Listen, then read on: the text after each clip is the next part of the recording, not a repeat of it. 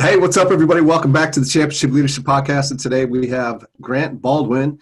He's from Nashville, Tennessee, or that's where he currently is residing. And he's the founder of the Speaker Lab podcast, as well as he's got a book coming out here very soon as we're recording this, February 5th. It's coming out on the 18th of 2020. The book's called Successful Speaker. And so I'm excited to have you, Grant, here today. Thank you so much for joining us. Nate, thanks for letting me hang out with you, man. Appreciate it. Yeah, absolutely. So I always love kicking off the conversation with this question. The podcast is championship leadership. Mm-hmm. So what comes to mind for you? Like, what does championship leadership mean to you when you hear it? Yeah, championship leadership. I think for like similar to even like what one of the things we talk about inside the book is success and championships and being a champion is a bit subjective, so different people's version of success, different people's version of winning and succeeding is going to look slightly different. So it may be in the form of business, it may be in the form of life. I think if you're able to win in the way that makes sense for you and how you best define it. So for example, for me, I want to be successful in business. I want to do well. I want to make a lot of money. I want to impact a lot of people. But even bigger than that, the things that really matter to me is the 4 women that I live at home with, my wife, who's my high school sweetheart, and my 3 daughters. And so it's me and a house full of women. It's awesome.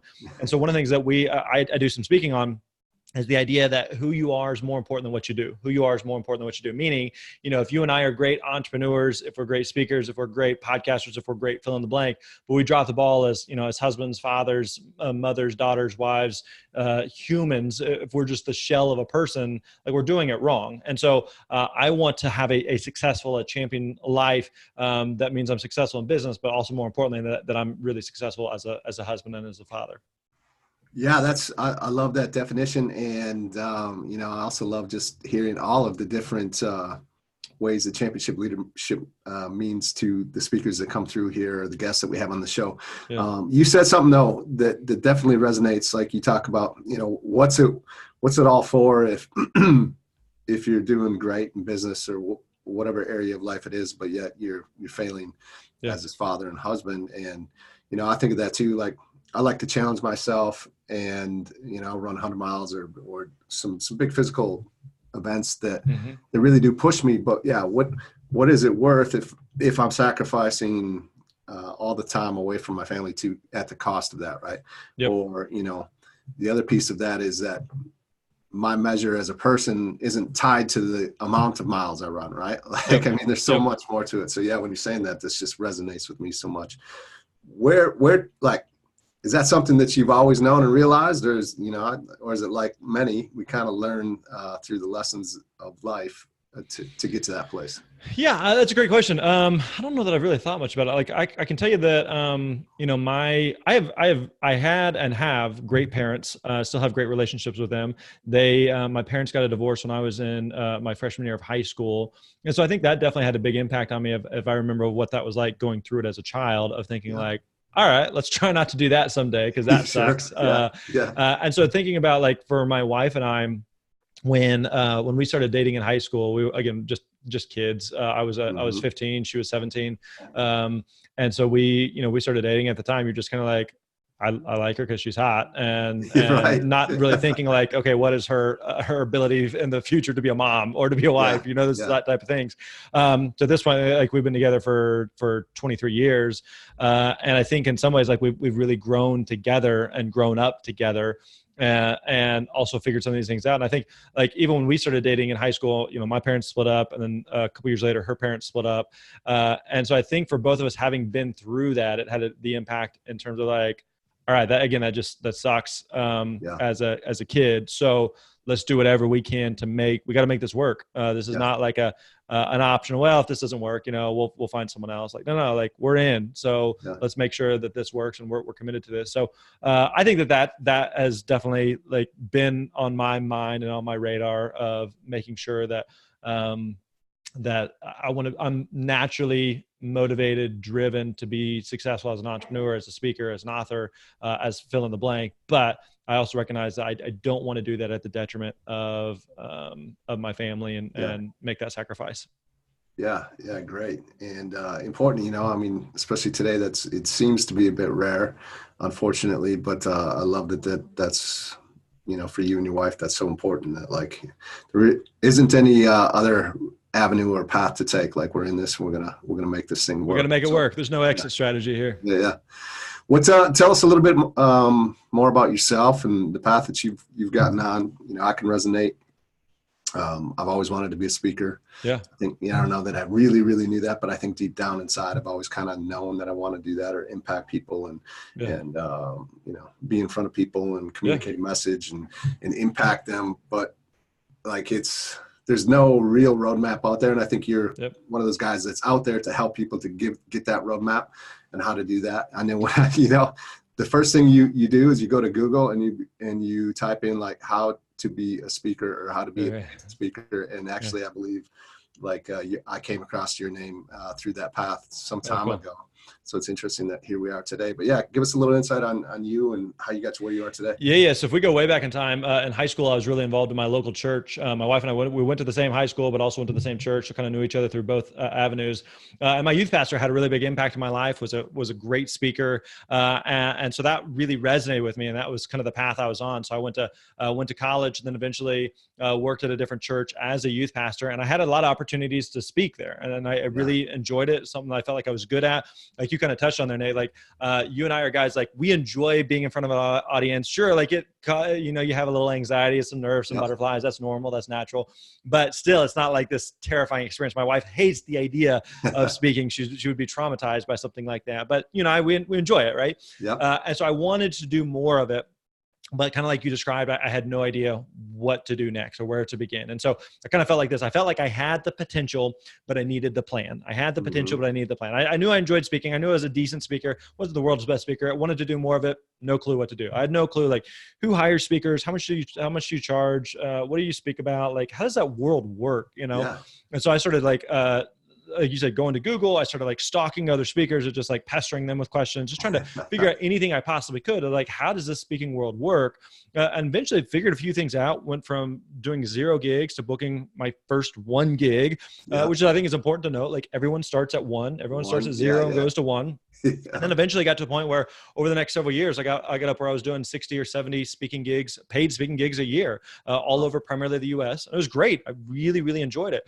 And then started having a bunch of people who were asking me like, hey, I see how you've built your business. I want to be a speaker too, but I don't know what to do. And I found that there are a lot of people who were coming up to me, and people who may be watching or listening right now who are on one of the 2 ends of the spectrum. One is saying like, I want to be a full-time speaker. I want to do 50, 60, 70, 100 gigs a year. Right. And that's fine. Or people who say like, I don't want to do that much. I have other business going, or a job or career or family or whatever other, limitation. And so therefore I'm interested in speaking, but I'd love to only do, I don't know, 2, 3, 4, 5 gigs a year, but I still don't know, how do I find those 5 and what do I speak about and how does that work? So then we started just doing some teaching and coaching around that topic of really just kind of trying to demystify and be the type of resource I wish I had when I got started of teaching people. Here's how this works. Here's what you need to do. You can find and book gigs. There's a process to it, and we want to show you what that process is. And so that's the core of what we do now. You mentioned the company that I run, the Speaker Lab. We have a podcast by the same name. We have this new book, The Successful Speaker, 5 Steps for Booking Gigs, Getting Paid, and Building Your Platform. So we just want to take like everything we know about speaking in the speaking industry and share that with other people so that they can do the same, that they can share their message with the world. Yeah, because it's that's great, because it is like there are a lot of people that do want to do that, right? I mean, they have 0 clue, and it's kind of like, what I do as a coach, there's no real roadmap to like, how do you do that? How do you become one? How do you get from, 0 clients to 1 client, like you said, or 0 gigs to 1 gig? And so it's incredible that you're doing that. How long, where does that come from? There are plenty of people out there that they don't want to tell you anything. Like they feel like, man, I'm not giving my secrets to anyone. I worked hard for this to get to where I'm at. But yet here you are, like you're writing books, you got a podcast, you got the Speaker Lab, the company to where you are helping others to do this. Where does that come from? That's servant type leadership. Yeah, well, I'd say a couple of things. Like one, early on, there were absolutely a bunch of speakers and people that helped me and things that I just kind of learned along the way. And not just as a speaker, but just in entrepreneurship and in life. There's always been people who have helped me to say, no, don't go this way, go that way. That's going to make more sense. Just trust me, I've been there. This works better. So so people have done the same for me. So there's no reason that I shouldn't, be able to help other people with that. The other thing I would say is like, the reality is like, as a speaker, there's like no speaker speaking 365 days a year at every event. Like there are literally thousands of events that happen on a daily basis all over the world on all different types of industries and subjects and categories and topics. Right. So it's not that like, well, there's 10 speakers and they monopolize everything and they can do it all. Like they just can't. It doesn't work like that. So there is no shortage of room for other speakers to exist in the marketplace. And so if we can help other speakers who, again, are where I was, of being able to say, like, I have the potential, but I just need the plan. I just need someone to show me what to do and the steps I need to take. I'll do the work. Someone just needs to show me the plan here. If we're able to do that and help those people like figure out what the speaking world looks like and how speaking fits into them. I know we've had, hundreds and hundreds of success stories and case studies of students who said, I just booked my first gig for $500, or I just booked my first gig for $1,000, or I just did a gig for $10,000, and everything in between. Right. Mm-hmm. And so whenever we hear those stories, to know like, I used to be that speaker trying to figure this out. Like someone just showed me, and then we showed them and they took action on it. And the ripple effect that has for them, for their family, for the audiences that they speak to, that we get to be a small part of that, is incredibly rewarding and fulfilling. Yeah, that's awesome. That is incredible. Well, let's talk about the book a little bit. Successful Speaker, you got this coming out on the 18th of February. And, where is this coming from? Maybe tell us a little bit more about it. Have you always wanted to write a book? Is this your first book? Fill us in. So when I was doing a lot of speaking, I did a lot of speaking in the education space. I was doing a lot with high schools and colleges. And so I had self-published a book for high school students and college students several years ago. This is our first traditionally published book. For those that are watching, there's what the cover looks like, The Successful Speaker. But basically, again, we've been working with and helping speakers for several years through the podcast, through different training programs. And so a book is just another way that we can help people in just kind of another format. There are plenty of people who will never listen to our podcast, who will never come across a Facebook ad or watch one of our webinars or come across any of the blog posts or anything, but they'll see the book in a bookstore, or it'll be recommended to them, or they'll stumble across it on Amazon or whatever.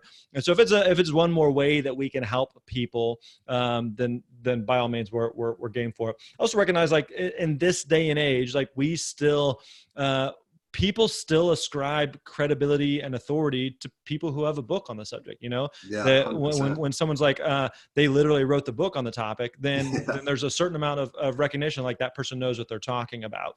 And so I think that having the book creates even more like legitimacy for us in the marketplace, of saying like, no, we know what we're talking about. We've been doing this, and there was a publisher who vetted us and gave us a bunch of money and said, no, we trust that you know what you're talking about, and we see your experience, and we think that you're the guy to write this book. So so from that standpoint, it helps in a bunch of different ways. But really excited about the book. It's really come together well. It's been a work in progress for literally a couple of years. It's not just like, you sit down and stare at a blank screen and then it just magically comes together. It's taken a lot of work. It's been very much a team collaborative effort, but really excited about the Successful Speaker. And who's the book for, and what can they expect to get from it? Like, what, from start to finish, they come out of this thing, and they put it into action, of course, which is the key. Yep. What could they expect to see as results for this? Yeah. So one of the things, the subtitle is 5 steps for booking gigs, getting paid, and building your platform. So we walk through a step-by-step process. So it's not necessarily like a kind of bounce around, choose your own adventure. It's meant to be a handbook and a guide that you walk through it on a linear basis and take the steps that we give you. And it's very like action oriented. We don't want this just you just to go through this on a weekend and be like, oh, that's some good thoughts. Like we want, like, here's exactly what you need to do first, and then you need to do this. And so we walk that through. And so in fact, I'll tell you, I'll just give you big picture. What we do, we teach what we call the Speaker Success Roadmap. And it makes the acronym SPEAK, SPEAK. So let me give you just kind of, again, what the acronym is, and then we can dig in wherever you want. Great. But the first step of the process is SPEAK. Select a problem to solve. Select a problem to solve. So this comes down to 2 key pieces. One, you need to be really clear about who you speak to. And number 2 is, what is the problem that you solve for that audience? As speakers, as entrepreneurs, we are in the problem solving business. So you got to be really clear on, this is who I speak to, and this is the problem that I solve for that audience. The P is prepare your talk. Prepare your talk. So this is where we talk about the differences between keynotes and workshops and breakouts and seminars. We also talk about how do you create create a talk. I know what my talk's going to be about conceptually, but now I'm staring at a blank screen trying to figure out how do I actually write out a talk or come up with this talk. It's more than just scribbling a couple thoughts on a napkin and hope it just magically works out. How do I prepare? How do I practice? How do I rehearse? Thinking through like slides and using humor and transitions and interacting with an audience and like those pieces. How do you do that? So we dig into that in that section. The E is establish yourself as the expert. Establish yourself as the expert. So this is where we talk about two key marketing tools that you need. You need a website and you need a demo video. So if you don't have these things, it's really, really difficult for event organizers, event planners to take you seriously and ultimately to pay you to come speak. The A is acquire paid speaking gigs, So this is ultimately the part that people want to get to, right? This is what we're here for. I want to know how to acquire paid speaking gigs, but you have to have these foundational pieces in place first before you get there. And then at that point, you have to create a system. It's more than just, sitting back and hoping people magically find you, but you got to be proactive and strategic about how do you actually find and book gigs on a consistent basis versus just sitting back and hoping things fall in your lap.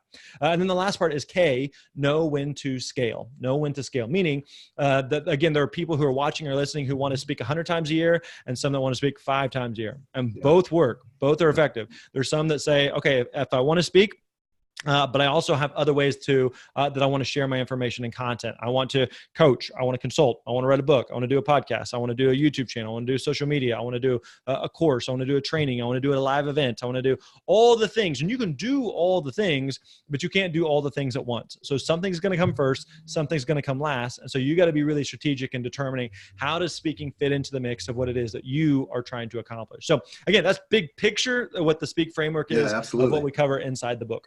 I love it. And thank you for that. Yeah, that's right.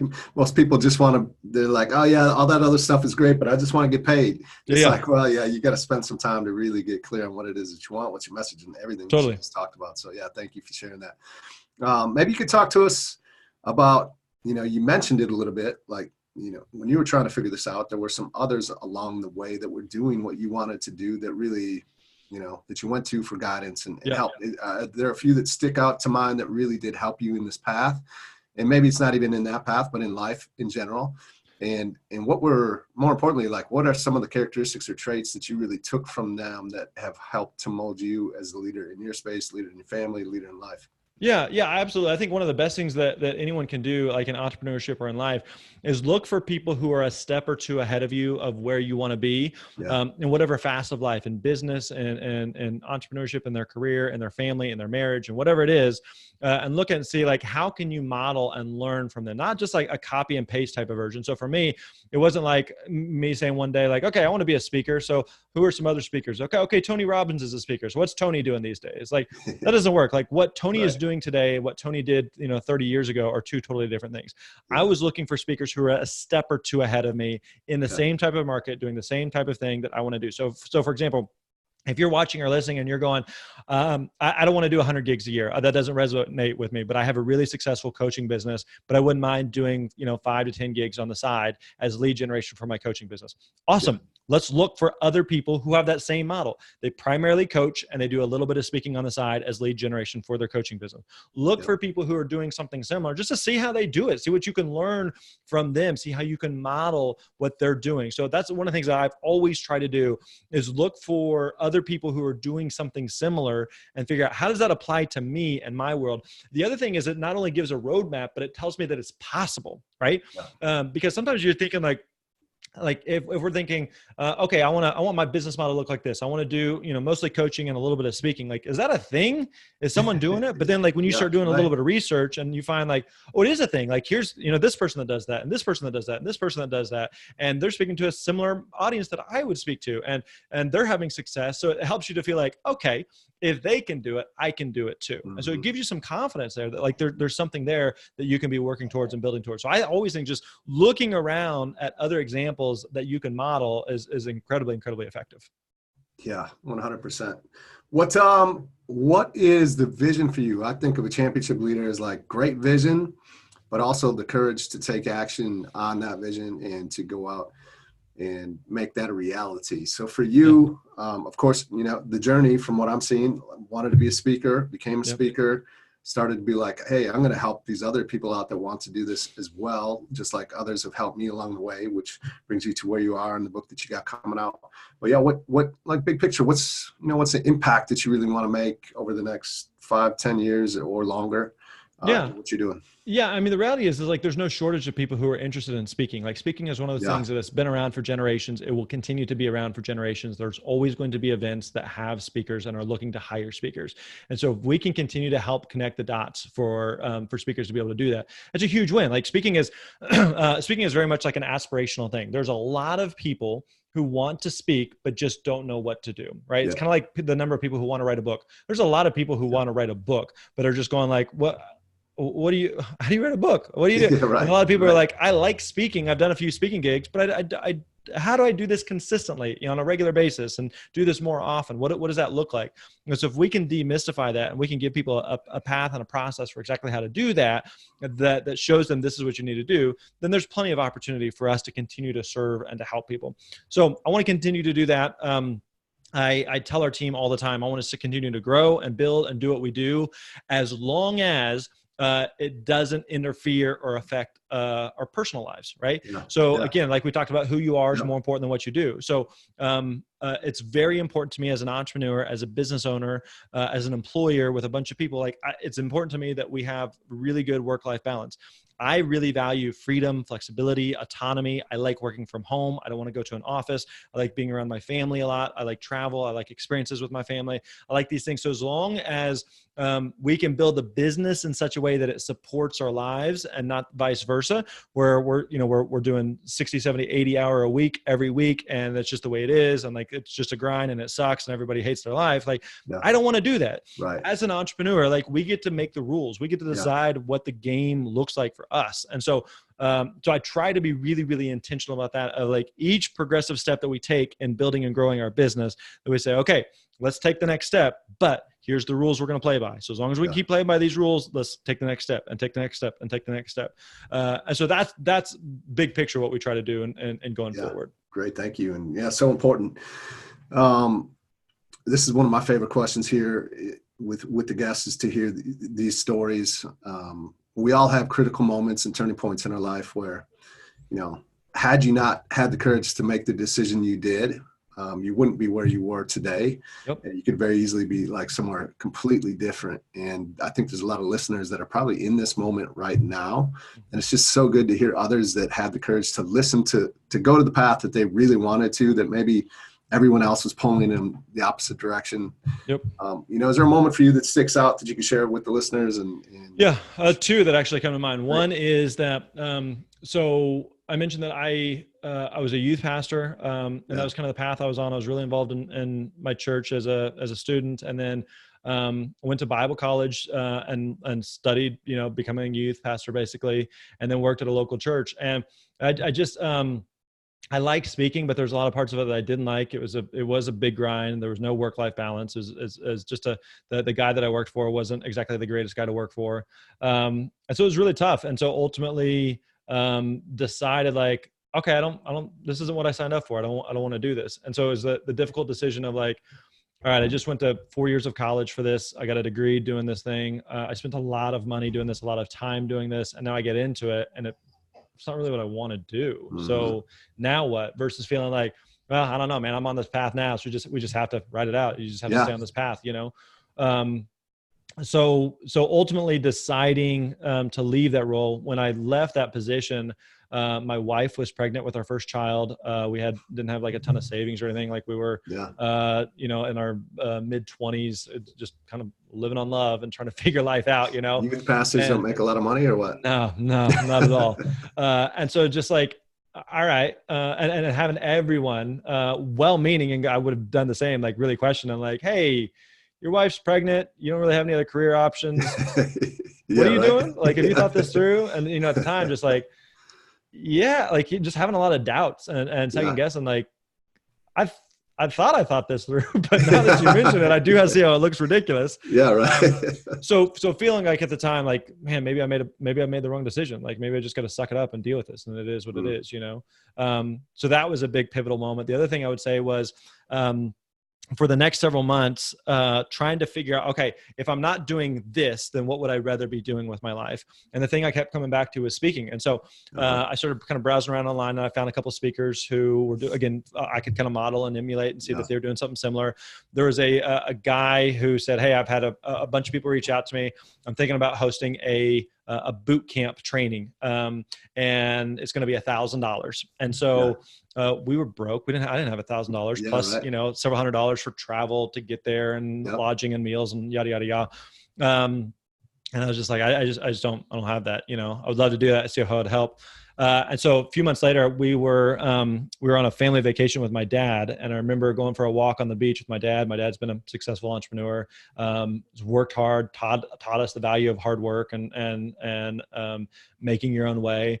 And so I asked him, I said, hey, I want to do this speaking thing. And I want to know if I can borrow $2,500 for the cost of this boot camp and the associated travel cost that goes with it, but also building a website. I knew that was going to cost money. I didn't have any skills to build a website. I had some friends who I knew could help, but I knew their time was worth something. Sure.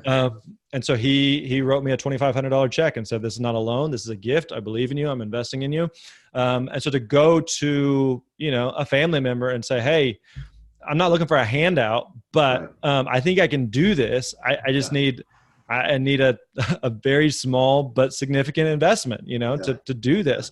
And so he gave me that $2,500, and it has paid for itself in many, many, many ways over the years. And so I'd say both of those things were like pivotal, key turning points that would have been easier to just just stay in the job, just suck it up, just deal with it, or saying man, I'd love to be a speaker, but I don't have any money to build a website, or it'd be cool to go to this training, but I can't do it. So, I'm not going to do it after all. It's versus saying I got to do this. I got to figure this out, and it's going to be risky, and it's not you're not guaranteed success. I tell entrepreneurs all the time, we have a relatively successful business, but it could all it could all come tumbling down tomorrow.